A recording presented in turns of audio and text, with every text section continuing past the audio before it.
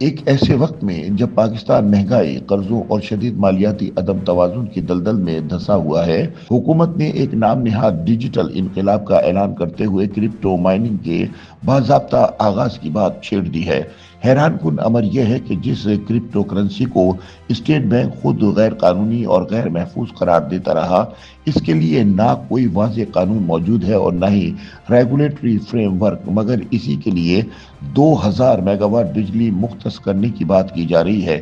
حقیقت یہ ہے کہ پاکستان جیسے ملک میں جہاں آج تک پے پال جیسی بنیادی ڈیجیٹل سروس دستیاب نہیں، وہاں کرپٹو مائننگ کے دعوے صرف شیخ چلی کے خواب معلوم ہوتے ہیں۔ معاشی ماہرین کے مطابق پاکستان میں کرپٹو کرنسی کی خرید و فروخت تاحال غیر قانونی ہے۔ اسٹیٹ بینک نے اپنے سرکاری نوٹسز میں واضح کر رکھا ہے کہ ورچوئل کرنسیاں نہ صرف غیر قانونی ہیں بلکہ ان میں سرمایہ کاری قانونی تحفظ کے مستحق نہیں۔ اسٹیٹ بینک کی وضاحت کے بعد سوال پیدا ہوتا ہے کہ جب پاکستان میں کرپٹو سمیت ڈیجیٹل کرنسیوں کی خرید و فروخت غیر قانونی ہے تو ملک میں کرپٹو کونسل کا قیام اور کرپٹو مائننگ کی شروعات کا کیا جواز ہے؟ ناقدین کے مطابق یہ تمام اقدامات ایک مخصوص بین الاقوامی طاقت خصوصاً ٹرمپ انتظامیہ کو خوش کرنے کی کوشش معلوم ہوتے ہیں، جس کی پالیسیوں میں کرپٹو کو نمایاں مقام حاصل ہے۔ حکومت کے کرپٹو ذخائر قائم کرنے کے منصوبے کو ماہرین ایک غیر حقیقت پسندانہ قدم قرار دیتے ہیں۔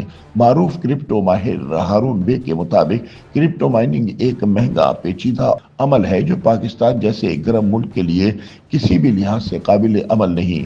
آئس لینڈ جیسے سرد ممالک میں موجود مائننگ اسٹیشنز کا حوالہ دیتے ہوئے وہ کہتے ہیں کہ پاکستان کو اس دوڑ میں شامل ہونے کے بجائے اپنے بنیادی مالیاتی نظام کو مستحکم کرنے کی ضرورت ہے۔ مفتاح اسماعیل اور شبر زیدی جیسے سابقہ مالیاتی ماہرین بارہا یہ انتباہ دے چکے ہیں کہ کرپٹو ٹریڈنگ پاکستان کی کمزور معیشت کے لیے زہر قاتل بن سکتی ہے۔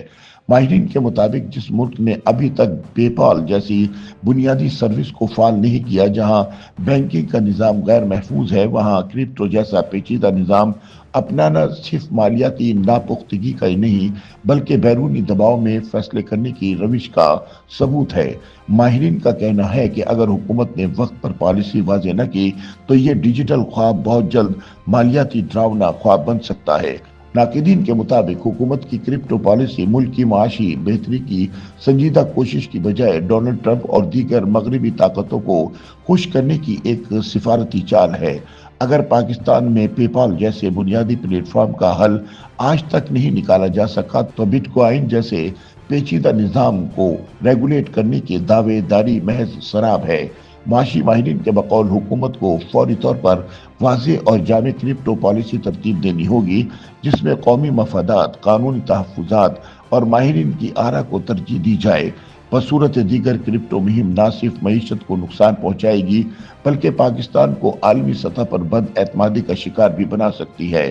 ماہرین کے مطابق پاکستان میں توانائی کا جاری بحران اور واضح ریگولیٹری فریم ورک کی عدم موجودگی کرپٹو مائننگ کے لیے ایک بڑا چیلنج بن سکتی ہے، کیونکہ اس عمل کے لیے بھاری مقدار میں بجلی درکار ہوتی ہے جس پر پہلے ہی سوالات اٹھائے جا رہے ہیں۔